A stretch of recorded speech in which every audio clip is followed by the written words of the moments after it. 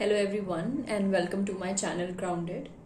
आज की ये जो वीडियो है ये कोई स्टडी व्लॉग नहीं है। मैं एक टॉपिक पे, एक इश्यू पे बात करने आज आई हूँ। जैसे कि आपने थंबनेल में देख ही लिया होगा, जो हिमाचल कैडर की आईपीएस ऑफिसर हैं इल्मा अफरोज जी।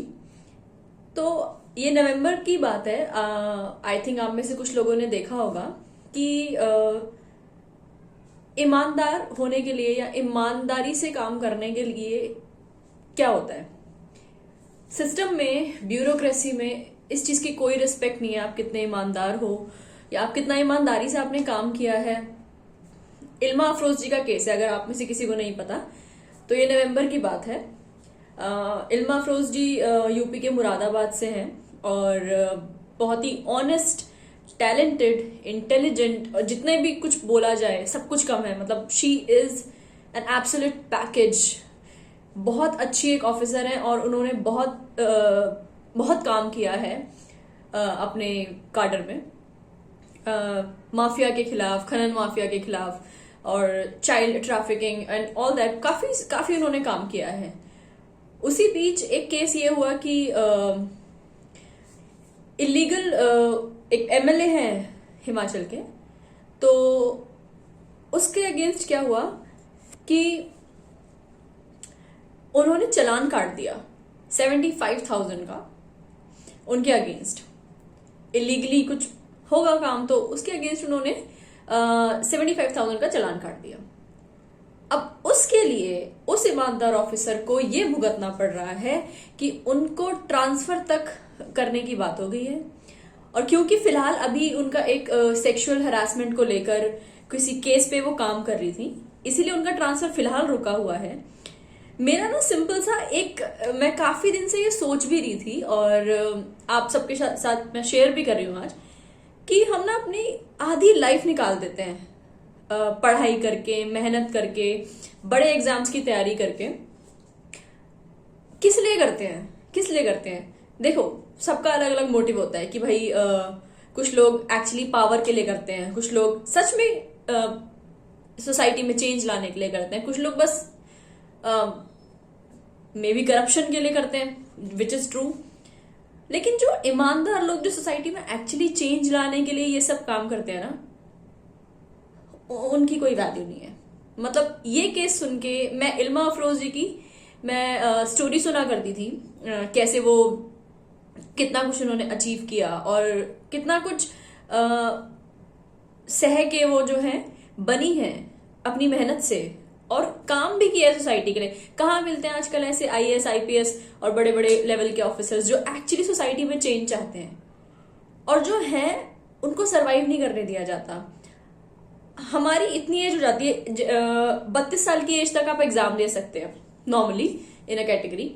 तो उसके लिए हमें क्या मिल रहा है? मतलब आप इतनी मेहनत करते हो, कितना सब सैक्रिफाइस, फैमिली से दूर रहना, और ऑब्वियसली एकदम से किसी को अपना होम कार्टर तो मिल नहीं जाता। हर बार फैमिली से दूर रहते हैं, इतनी मेहनत करते हैं, सोसाइटी के फन, ये सब चीजों से दूर रह के कोई इंसान इतनी मेहनत करके कुछ बनता है, सोसाइटी में चेंज लाने के लिए कुछ करता है, और एट द एंड उसका क्या नतीजा होता है? जैसा हम इल्मा अफरोज जी के साथ देख रहे हैं कि उनको लंबी छुट्टी देकर या तो खुद भेजा गया है या जो भी रीजन है। मतलब मुझे वो स्टोरी सुन के, हाँ ये स्टोरी थोड़ी पुरानी हो गई है, ये नवंबर की बात है, ये सब देख के सुन के लगा कि यार क्यों कर रहे हैं तैयारी? मतलब इतना सब कुछ मेहनत करके, सब चीज करके, स्ट्रेस, एंजाइटी, न जाने क्या क्या इश्यूज। खैर मेरी तो फुल टाइम फिर भी नहीं चल रही है तैयारी। जो लोग एक्चुअली मेहनत कर रहे हैं, जो लोग एक्चुअली तैयारी कर रहे हैं, क्यों कर रहे हैं? ये सब देखने के लिए फिर तो आप ईमानदार होने की तो सजा ही मिलेगी। क्या फायदा है उस चीज का?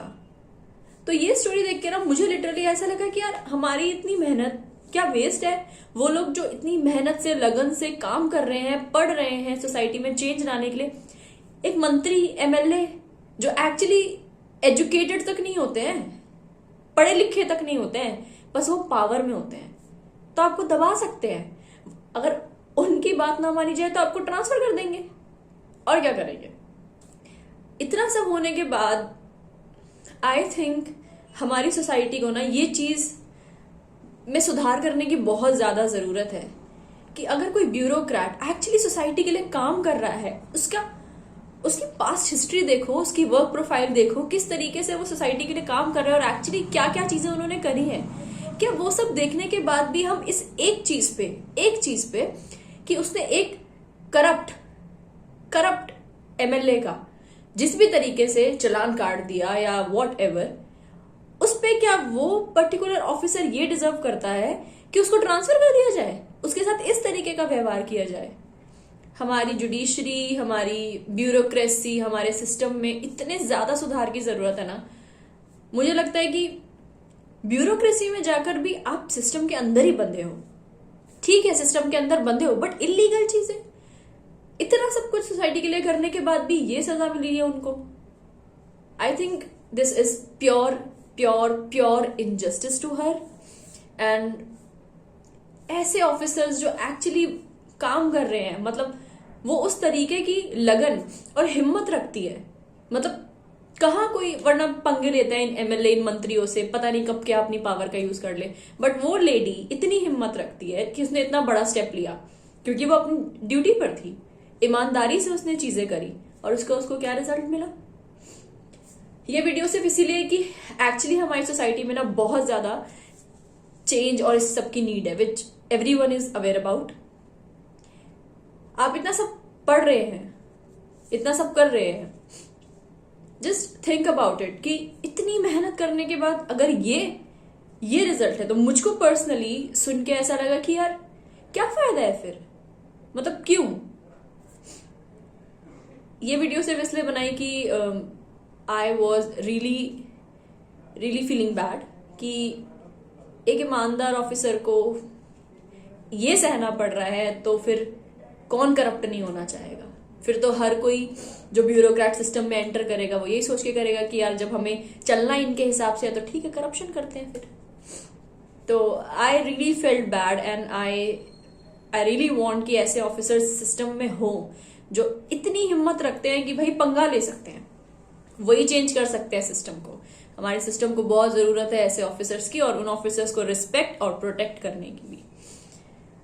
सो आई होप आप सब जितने लोग तैयारी कर रहे हैं इसी तरीके का जोश, हिम्मत रखिए कि पंगा लेने से मत डरना। अगर कुछ सही है तो the way Ilma Afroz ji did, absolutely दिल से रिस्पेक्ट है उनके लिए। और चाहे जो भी हो रिजल्ट, बट जो स्टेप उन्होंने लिए उसके लिए I guess commendable. That's it for this video. ये सब बस थोड़ा सा अपने मन की चीजें शेयर करने के लिए कि एक ईमानदार ऑफिसर को ये तो नहीं रिजल्ट मिलना चाहिए। She really deserve respect and मेरे दिल में उनके लिए बहुत रिस्पेक्ट है। We need such officers.